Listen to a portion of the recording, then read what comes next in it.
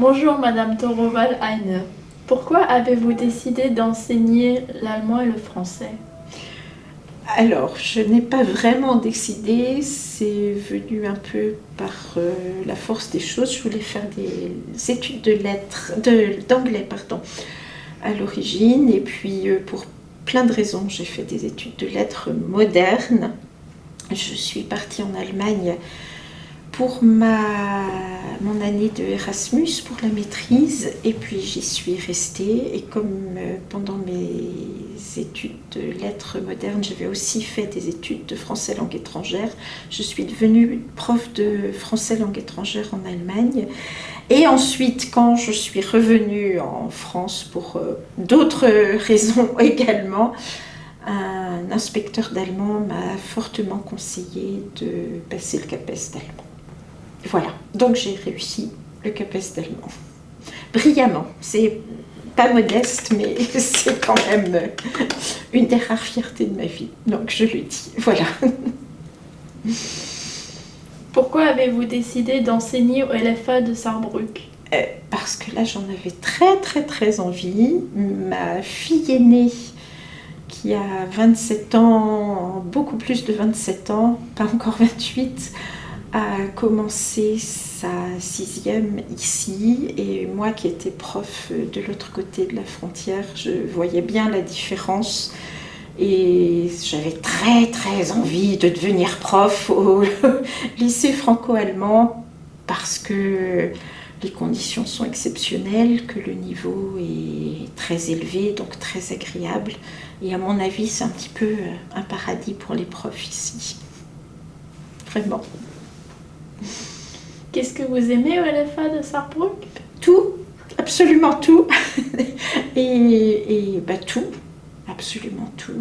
Le mélange des deux systèmes, les élèves, surtout les élèves, qui sont exceptionnels, vraiment.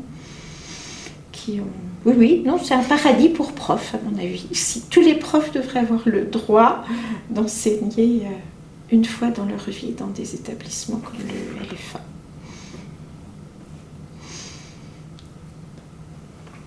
Quel est votre mot préféré en allemand et en français? Alors, j'ai pas un mot préféré, j'en ai deux en allemand. J'aime beaucoup les deux mots Geborgenheit et Gemütlichkeit, qui sont des mots qui sont doux. Et puis en français, peut-être parce que j'ai grandi en français, donc plus dans la révolte, j'aime beaucoup les mots justement révolution, révolte, indignation. Donc deux domaines différents. Comment aidez-vous les élèves à ne pas mélanger les deux langues? Je ne les aide pas du tout, c'est eux qui m'aident. J'ai très honte de moi.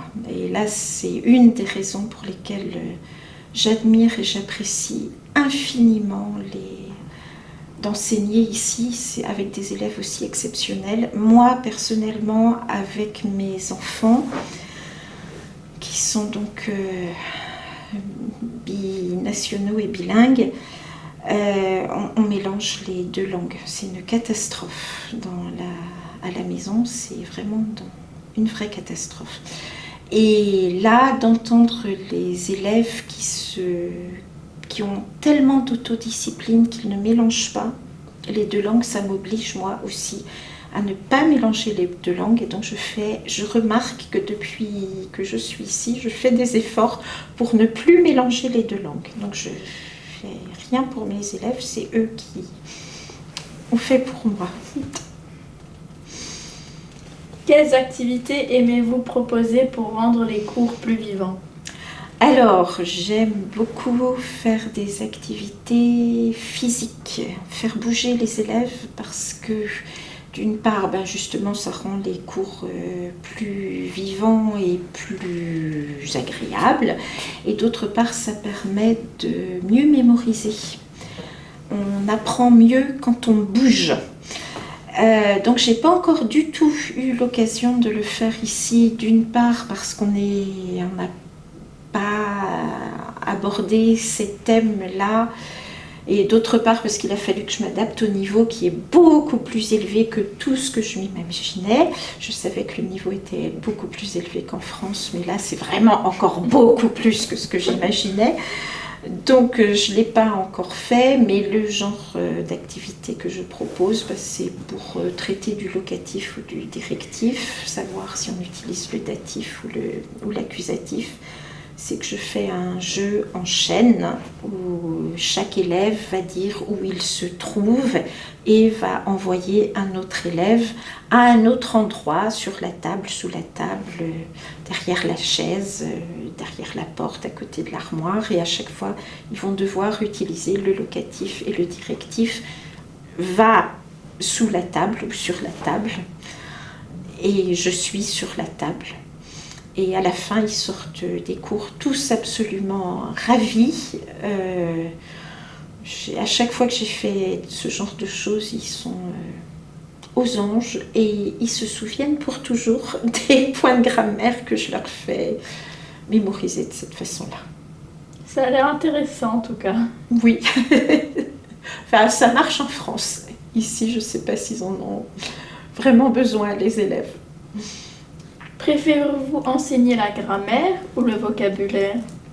La grammaire, parce que j'aime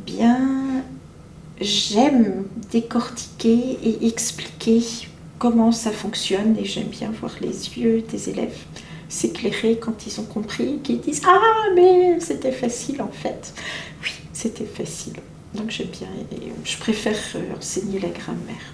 Le vocabulaire, c'est une question de mémorisation pour chaque élève, donc c'est un travail plus personnel où je peux leur donner des conseils, leur expliquer comment la mémorisation fonctionne. Mais moi, en tant qu'enseignante, je préfère expliquer comment la langue fonctionne. Qu'est-ce que vous faites contre les élèves turbulents? Alors, d'abord, j'essaye d'en appeler à leur raison. Et quand ça ne marche pas, parce que ce sont des bavards impénitents, je mets en place un système de timer, c'est-à-dire qu'à chaque fois qu'il y a trop de bavardage, je m'arrête de parler, je mets le timer en route et le nombre de minutes qui passent jusqu'à ce que le silence se fasse à nouveau, ce sera des minutes qu'ils devront rester en plus à la fin des cours. Donc ça marche très très bien parce qu'ils n'ont pas envie de rester leur récré en cours. Donc voilà, maintenant ils sont plus turbulents dans cette classe-là. Voilà. C'est sûr. Et pour finir, quelle langue avez-vous apprise en premier? Le breton. Pouvez-vous nous citer un mot? Un mot du breton que vous aimez bien? Que j'aime bien, Allan, qui veut dire les Landes, parce que ça me fait penser au vent qui souffle sur la lande, sur la côte, là où il y a les bruyères et les genêts et les ajoncs. Et ça me rappelle l'odeur des ajoncs en fleurs et la lumière et les couleurs de la mer et de la lande sur les falaises, avec le vent qui passe par-dessus tout ça. Et je trouve que la sonorité Allan, ça évoque tout ça. Ça transmet les émotions. Voilà, exactement. C'est une image mentale que j'ai dans ma tête. Et voilà. Merci beaucoup d'être venu en tout cas pour cette interview. Et au revoir. Merci de m'avoir invitée. Au revoir. Également.